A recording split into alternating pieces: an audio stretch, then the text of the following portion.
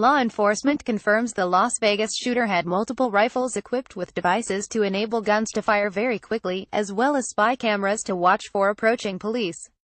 Steve Inskeep, host, and I'm Steve Inskeep in Las Vegas. The sheriff here has been calling Sunday's mass shooting premeditated, and this morning we have a better idea just how premeditated it was. The gunman modified many of his rifles to fire somewhat like automatic weapons. He also, we now know, set up cameras to watch his back. And that's where we begin with NPR's Martin Kaste, who's been following the investigation. He's here in Las Vegas with us. Hi, Martin. Martin Kaste, byline good morning. Inskeep, so how did he position the cameras? Kaste, well, it looks like he had sort of a defensive perimeter at the entrance to his room. He was at the end of the hallway. He had 2 cameras out in the hallway looking down the hall, another camera in the peephole of the door.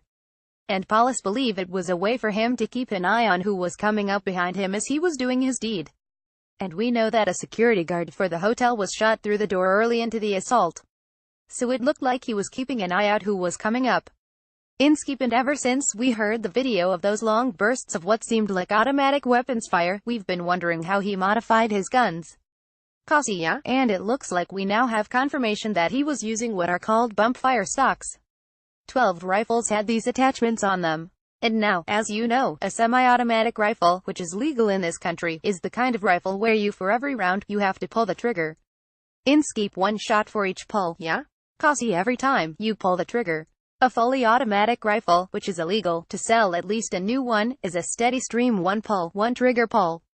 These bump fire stocks let you convert from the pull per bullet to something where you get a steady stream. Inskeep, meaning it fires like an automatic weapon, but is it legal? Kaste, this used to be a gray area. But a few years ago, the government decided that these are indeed legal, technically legal. This is how Jill Snyder of the ATF, who's on this case, explained this. Jill Snyder, the classification of these devices depends on whether they mechanically alter the function of the firearm to fire fully automatic. Bump fire stocks, while simulating automatic fire, do not actually alter the firearm to fire automatically, making them legal under current federal law. Inskeep, simulating automatic fire. Kaste, yeah? I mean, if you're on the receiving end, it probably doesn't seem like a simulation, but this is legal because it obeys the letter of the law in that it doesn't modify the mechanism internally to the gun. You're not making changes inside. Instead, this adapter sort of takes advantage of the recoil energy when you fire the first bullet and keeps using that energy to sort of shove your finger against the trigger for you, and so you get a steady stream. Inskeep, although we're also learning in recent days, and gun owners will know this, it's not manufactured. The gun is not manufactured to fire so many bullets so quickly, and it overheats. Kaste, no. And in fact it jumps around a lot, too, when you fire it this way, so you lose accuracy. And the overheating of this gun firing at that rate means it'll jam up fast, which probably accounts for why he had 12 of these so he could swap guns as they heated up. Inskeep, is there any more insight into why the gunman acted this way? Kaste, not really yet on why he was thinking what he was thinking. We don't know that, but there is a lot of interest right now on the person who's being characterized as his girlfriend, Mary Lou Danley. Police say she's been out of the country since before the attack.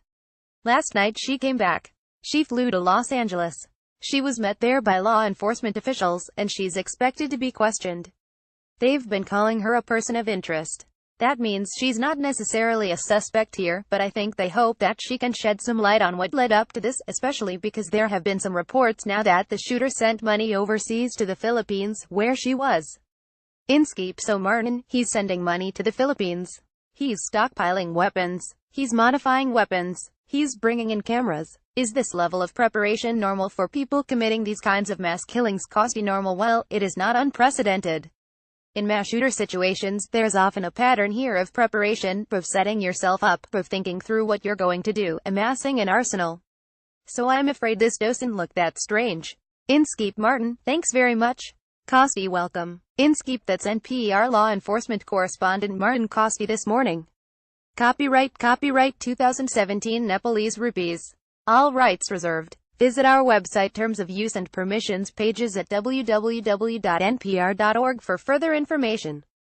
NPR transcripts are created on a rush deadline by Verbatim, Inc., an NPR contractor, and produced using a proprietary transcription process developed with NPR. This text may not be in its final form and may be updated or revised in the future. Accuracy and availability may vary. The authoritative record of NPR's programming is the audio record.